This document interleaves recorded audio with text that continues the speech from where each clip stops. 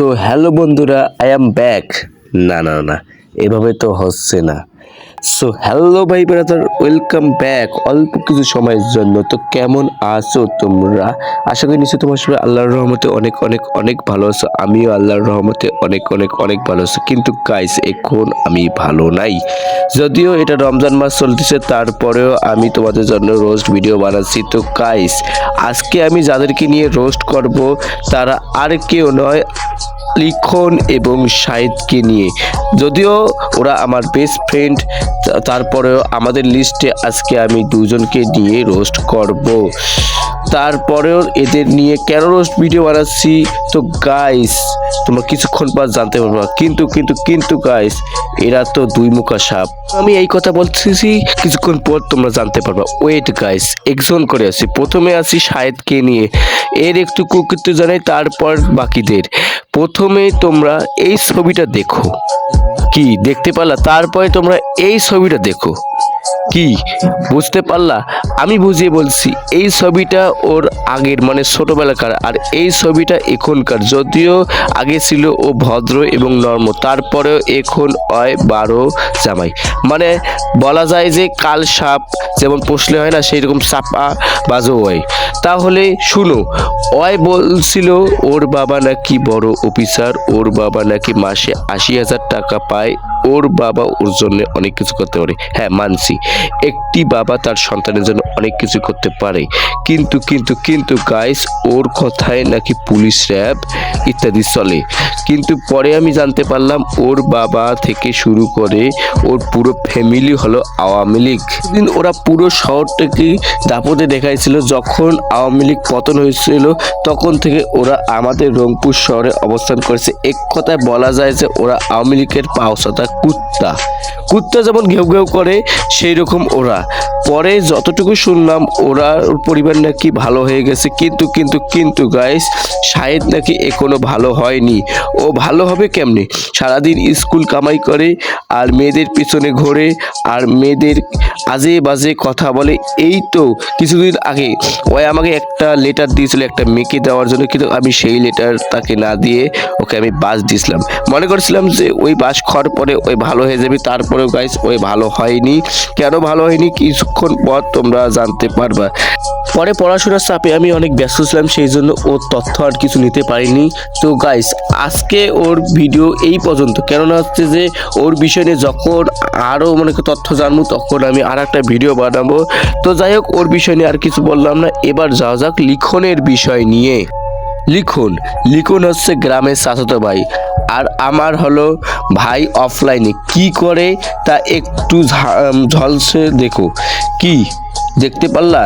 এবার তোমরা এটাকে বলতে পারো এআই, কিন্তু গাইস, এটা আসলে এআই না, এই রকমের এই পুরো খলিফা পাড়ায় গ্যাং সৃষ্টি করছে। এখন তোমরা বলতে পারো এইটুকু একটা ছেলে গ্যাং। হ্যাঁ গাইস, এইটুকু একটা ছেলে গ্যাং। শুধু তাই না, ওর সাথে ওর বোন যোগ দিয়েছে, আর এর বোন কিন্তু পুরোই আগুন। মানে তোমরা চাইলে ওকে কি তোমরা বুঝতে পারলা? এক কথা হচ্ছে ওর বোন এবং ওই পুরো এলাকাটা একে দাপট দেখায়। এমনকি ওরা নিজেকে ভাবে যে ওরা এরকম করলেই ওদেরকে সবাই ভালোবাসবে। এমনকি ওরা মনে করছে যে ওরা পুরো গ্যাং, ওদের কথা মতো সমস্ত কিছু চলবে। আরে ভাই রে ভাই, ওরা এরকমভাবেই চললে তো পুরো দেশটাই তো সমস্যা হবে। বিশেষ করে নাসেল ভাই, আমি এই ভিডিওটা বানাতে চাইনি, তারপরে আমি এই ভিডিওটা বানাচ্ছি। ওদের বিষয় নিয়ে আমি ভিডিওটা করতেছি।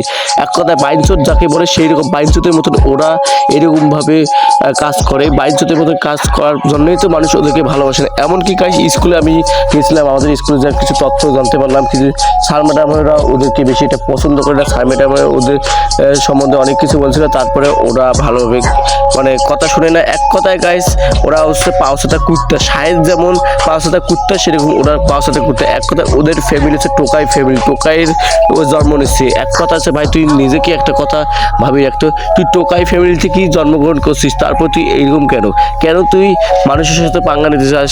কেন তুই মানুষকে আমার পিছিয়ে লাগিয়ে দিস?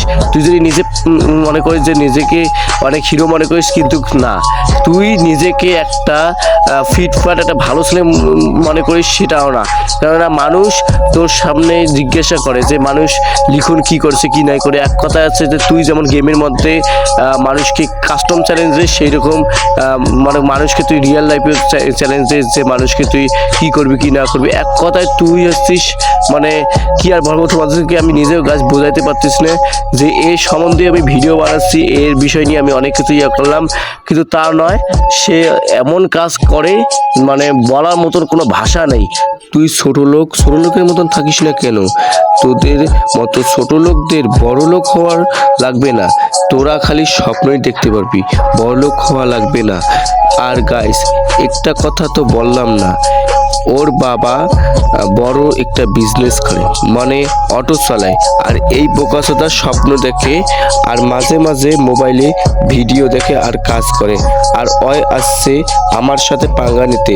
অয় তো আমার ব্যাক হিস্ট্রি সম্পর্কে জানে না, জানতে পারলে অয় বুঝতো যে কার সাথে পাঙ্গা নিচ্ছে।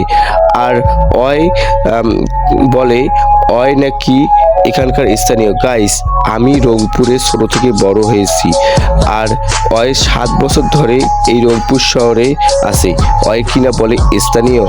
আর ওর বাড়ি কোথায় জানেন? ওর বাড়ি হচ্ছে একটা বস্তিখানায়, মানে নোংরা জাতীয় একটা জায়গায়। কেননা হচ্ছে নিজেকে দাবি করে যে আমার বাড়ি হচ্ছে এমন জায়গায়, রাজকীয় জায়গায়, কিন্তু গাছ তোমার নিজেরাই একবার দেখো যে ওর বাড়ি কোন জায়গায়, একটা বস্তির মতো জায়গায়, একটা বস্তির পোলা। হ্যাঁ আমার সাথে চক্কর নিতে আসছে, তোমরা দেখো।